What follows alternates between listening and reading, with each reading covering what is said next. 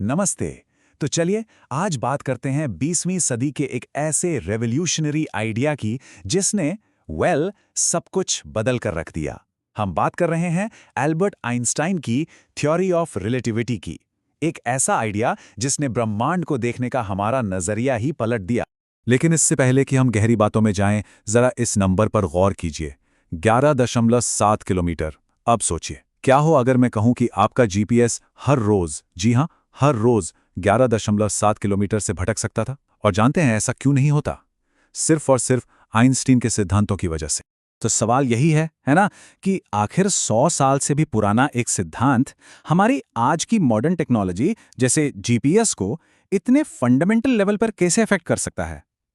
इसी गुत्थी को सुलझाने के लिए हमें थोड़ा सा वक्त में पीछे चलना होगा। तो चलिए चलते हैं 19वीं सदी के आखिर में। उस दौर के साइंटिस्ट ना एक बहुत बड़ी मुश्किल में फंसे हुए थे। एक तरफ न्यूटन के नियम थे जो हर जगह हर चीज पर एकदम फिट बैठ रहे थे, लेकिन एक चीज थी, एक पहेली थी जो इन नियमों में कहीं भी फिट नहीं हो रही थी, और वो थी लाइट, यानी रोशनी। हुआ ये कि माइकलसन मॉर्ले जैसे एक्सपेरिमेंट से एक बहुत ही हैरान करने वाला नतीजा सामने आया।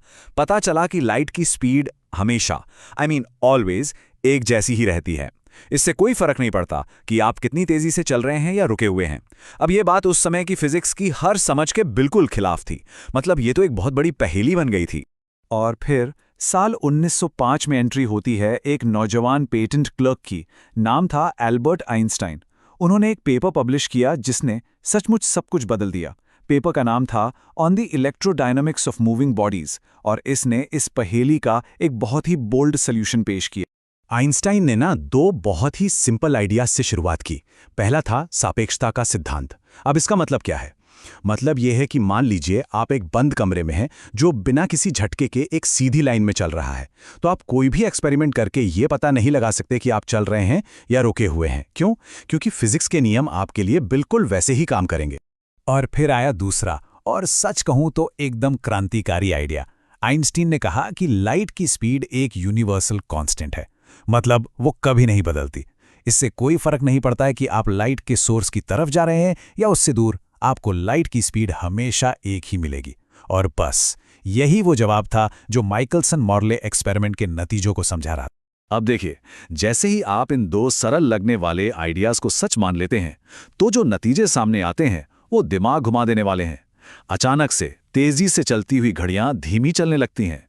तेजी से चलती हुई चीजें अपनी लंबाई में सिकुड़ जाती हैं, और यहां तक कि एक ही समय का जो हमारा कॉन्सेप्ट है वो भी रिलेटिव हो जाता है। मतलब वो हर किसी के लिए एक जैसा नहीं रहे।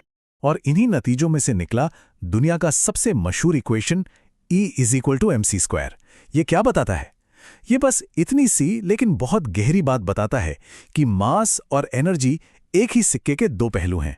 मतलब एनर्जी को मास में और मास को एनर्जी में बदला जा सकता है।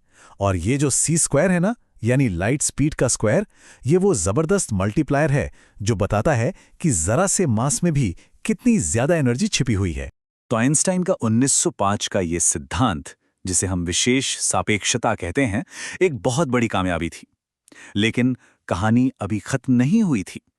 इसमें एक बहुत बड़ी चीज मिसिंग थी, ग्रेविटी। जी हां, गुरुत्वाकर्षण।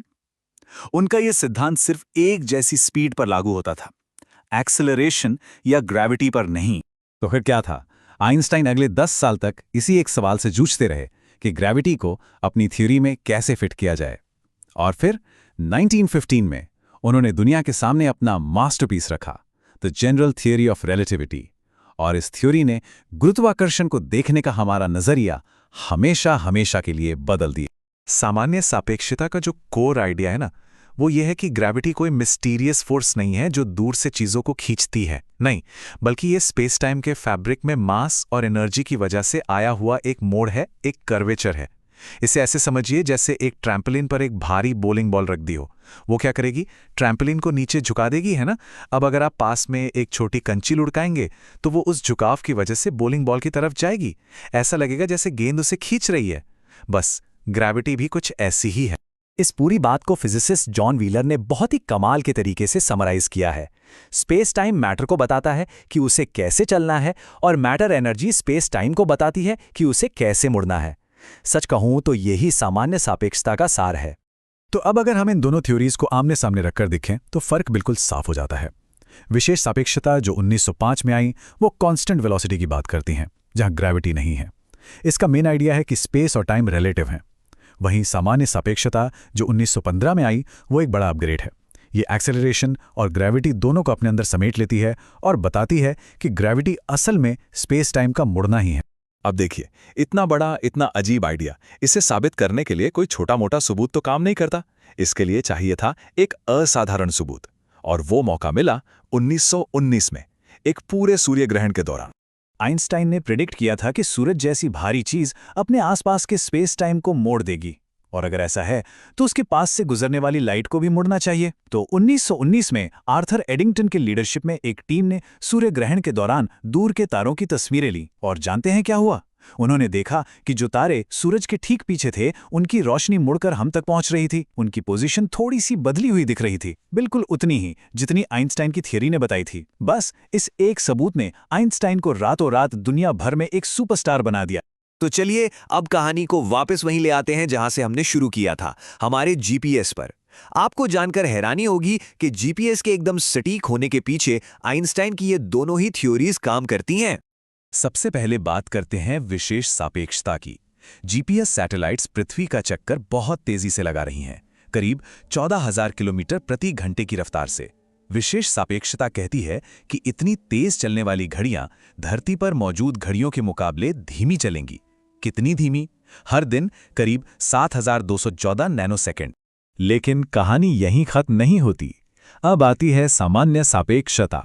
ये सैटेलाइट्स धरती से बहुत ऊपर हैं, जहां ग्रेविटी कम है, और सामान्य सापेक्षता हमें बताती है कि जहां ग्रेविटी कमजोर होती है वहां घड़ियां तेज चलती हैं। इस असर की वजह से सैटेलाइट की घड़ियां धरती की घड़ियों से हर दिन 45,850 नैनोसेकंड तेज हो जाती हैं।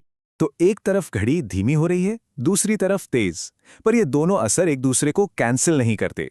कुल मिलाके सैटेलाइट की घड़ी हर दिन करीब 38,640 नैनोसेकंड्स आगे निकल जाती है। सुनने में ये बहुत कम लगता है ना? लेकिन अगर इस छोटे से अंतर को ठीक ना किया जाए तो हमारा जीपीएस हर रोज 11.7 किलोमीटर की गलती करने लगेगा। इसीलिए हर जीपीएस सैटेलाइट आइंस्टीन की थ्योरीज का इस्तेमाल करके अपनी घड़ी को लगातार ठीक करती रहती है।